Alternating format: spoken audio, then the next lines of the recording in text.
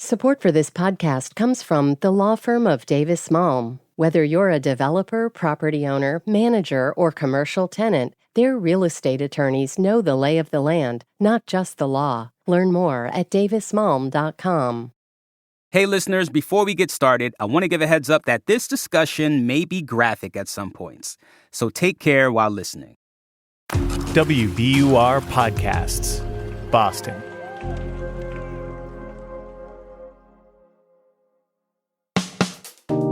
I'm Daryl C. Murphy, and you're listening to The Common.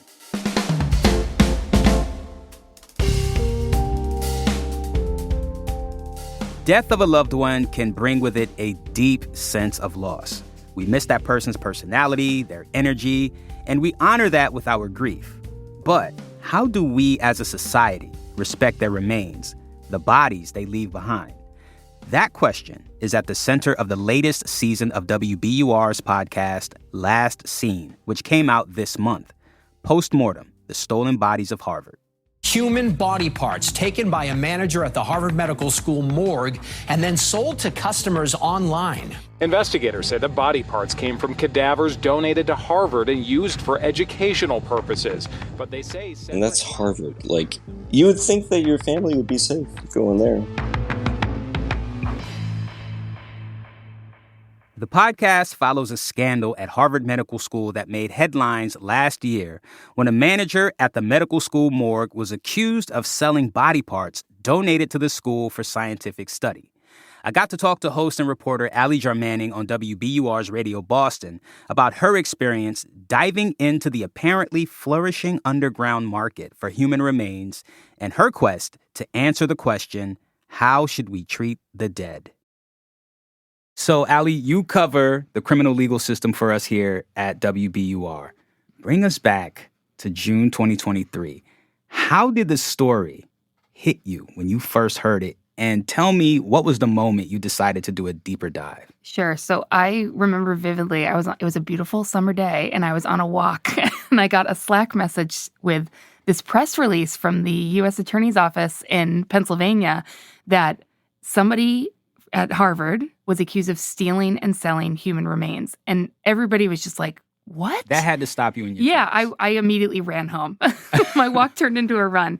And the details in the complaint were just so shocking that the morgue manager was letting people into Harvard's morgue to pick out body parts, taking them home with him, and then shipping them across the country. It was wild. And so I covered it like I cover any other story, reaching out to the people involved, suspects, victims, finding out, who should be monitoring this? How did this happen?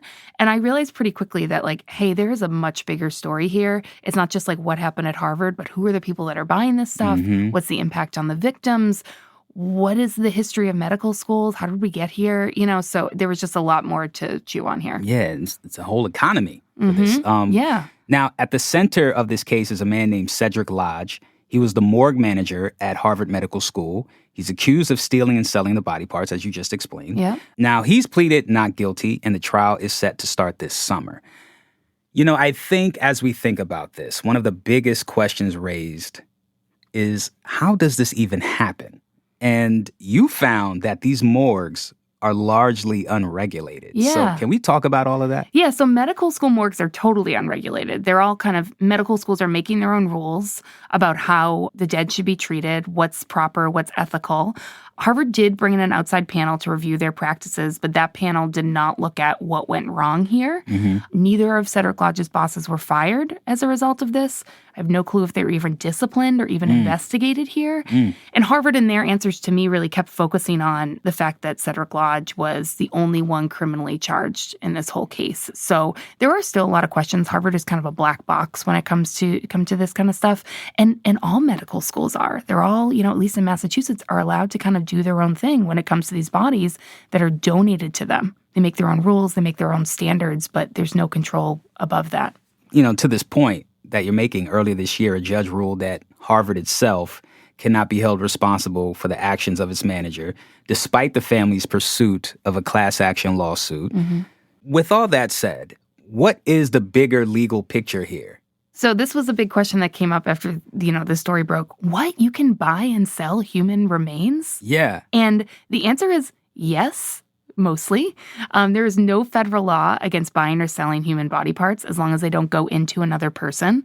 Massachusetts does have a state law prohibiting the buying and selling of human remains, but that's a very rarely enforced law. And a few other states have laws like that, but again, they're not really well enforced.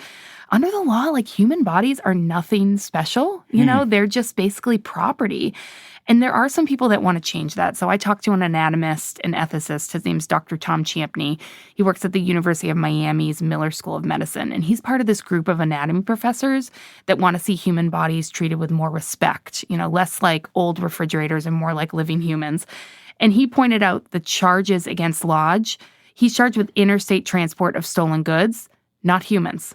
If you'd stolen 100 computers from Harvard and transported them across state lines and sold those computers to other people, he would have been charged with virtually the same thing. I think it some ways stems to a legal belief. I don't necessarily know if this is an ethical belief, but a legal belief that once you die, you are no longer human and you're now property. And that's what makes me wonder, as a society, how should we be thinking about this? Because a big part of this podcast is the families you talk to. What did they have to say about this? Because, of course, if those are the remains of your loved ones, it's not just some property. Yeah, because I think for a lot of people, it's one thing to see like a skull on someone's shelf or in a skeleton in a museum or, you know, something like in a jar and not know who that person is and being able to be like kind of wowed by it. But when you're like, oh, that's my grandmother, that's a totally different perspective. I mean, there are hundreds of people who donated their bodies to Harvard Medical School during this time that Cedric Lodge was allegedly doing this. And so that means there are hundreds and hundreds more family members that are affected by this. So they're really traumatized by this because, you know, there's a lot of unknown. There's all these unanswered questions. They don't know for sure, was my loved one's body stolen? Is it on a mantle someplace? You know, like, is my mom's skull someplace? One person I spend a lot of time with is this woman, Amber Hagstrom. She lives in New Hampshire. She's the mom of 3 young boys. Her mom, Donna, donated her body to Harvard Medical School. She's really tormented by this grief. My mom passed away first from lung cancer, and I knew what it was. And then to have all of this come about is just nonstop questions, and I will never have answers. I'll never, ever have answers. What I'm hearing is this the disruption to the grief process. Yeah. People know how to respond when you find out that someone's died. Like, oh, I'm so sorry for this your loss. You know, you kind of like go through those routines and steps. You kind of like travel that path. But when something like this happens, it just really interrupts it. And it's like there's no pathway. And you compound the trauma of the loss. Yeah. And so there's no kind of pathway. And I think you hear that really clearly from Amber. It's like she will never know. She will never have an answer about whether her mom was taken and whether the ashes that she has are her mother. And that's really disturbing to her and a lot of the other family members. We're going to take a quick break, but we'll be right back.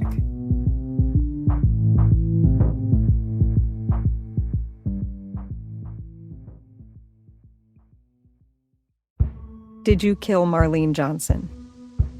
I think you're one of the first people to have actually asked. From WBUR and ZSP Media, this is Beyond All Repair, a new podcast about an unsolved murder that will leave you questioning everything. Somebody should be in jail for murdering my sister. A woman who's never been believed. As long as they think I have done this, then they're not looking for who actually did this. And that's what makes it a cold case. No, it's a botched case. And a search for the truth, once and for all. Wow, it just gets more interesting. Beyond All Repair.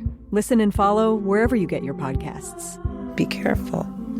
You're digging in a place that's been very peaceful for a while. Do it anyway. Dig.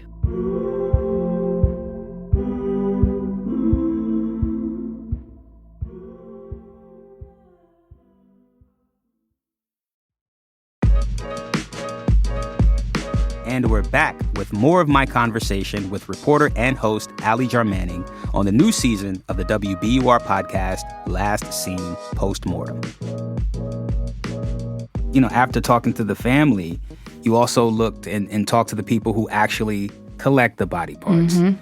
What did you find there? Yeah, this was fascinating because I think a big question was like, who does this? Yeah. And how and why? Yeah. And so I got on Facebook. I started getting into these like collector groups and trading groups. I really tried to approach this with a lot of like openness and lack of judgment to just like understand where people were coming from and why they wanted this stuff.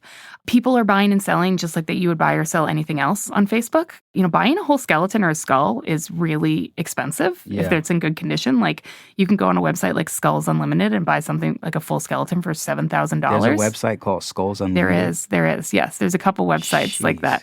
But then on Facebook, you have people that are just kind of like posting whatever they have that they might be selling. Like I saw skulls, of course. I saw what is called a wet specimen, which is organs or anything that's like in liquid.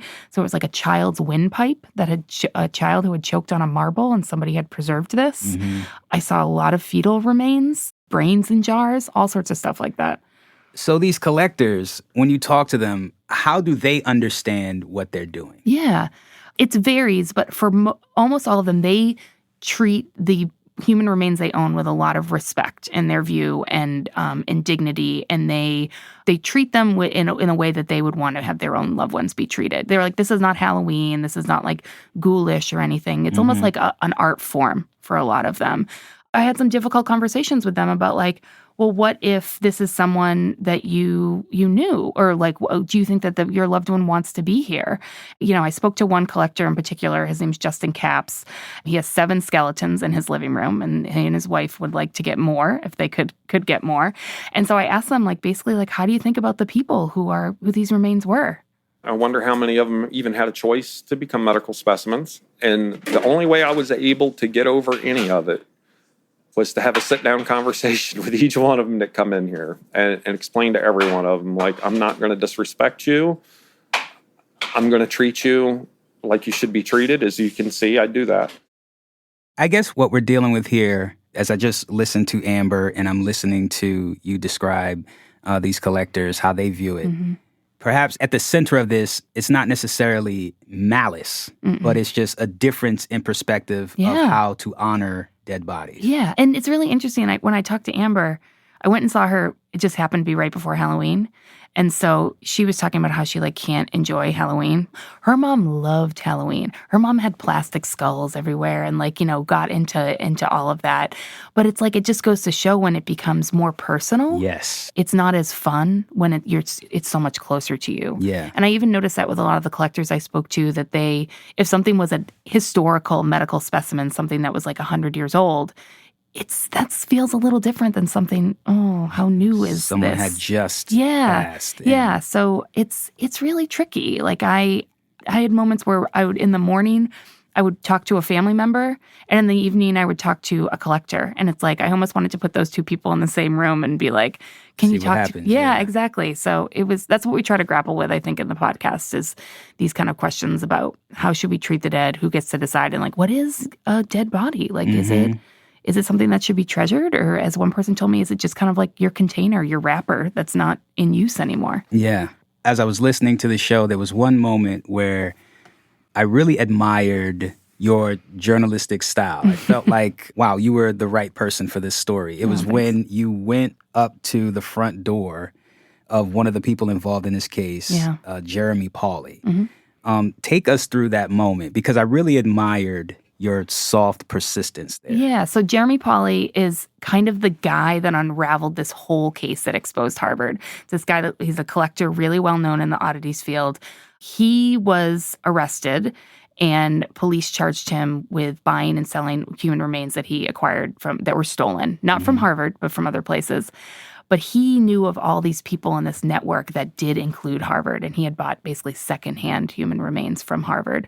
Anyway, I wanted to go knock on his door, so I drove 5 hours to his house in rural Pennsylvania and was just going to try to get him to talk, to talk to me, to tell me, like, you know, what happened here. And so I think what you're referring to is my persistence at just keeping to ask him questions, even though he was saying, please talk to my attorney. Yeah, I mean, he didn't slam the door in your face. No, I was surprised you got past the first person who answered the door. Yeah, his girlfriend answered the door first. He was very nice, and Jeremy is a really, like, shocking-looking guy. Half his face is tattooed. Yeah. His eyeball is tattooed. He has spikes that are embedded in his head. He referred to himself as clickbait to me. Yeah.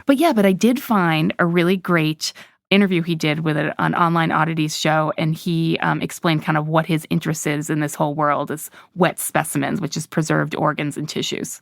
I always had a penchant for wet, especially fetal specimens. I love them because when I look at them, I don't see a dead baby. I especially love like anything with a congenital anomaly. You know, some people see them and they feel sad, but I'm like, do you know how many lives were saved because, you know, somebody saved this specimen and it taught doctor after doctor after doctor.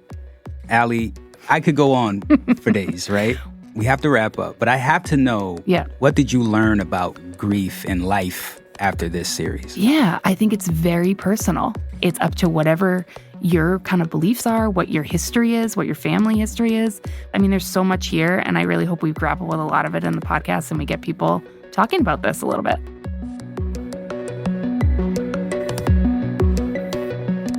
That was reporter and host Allie Jarmanning speaking with me about Postmortem, the latest season of the WBUR podcast, Last Seen. You can find all 5 episodes now wherever you get your podcasts. And that's our show for today. Thank you so much for listening to The Common. I'm Daryl C. Murphy, and I will talk to you tomorrow.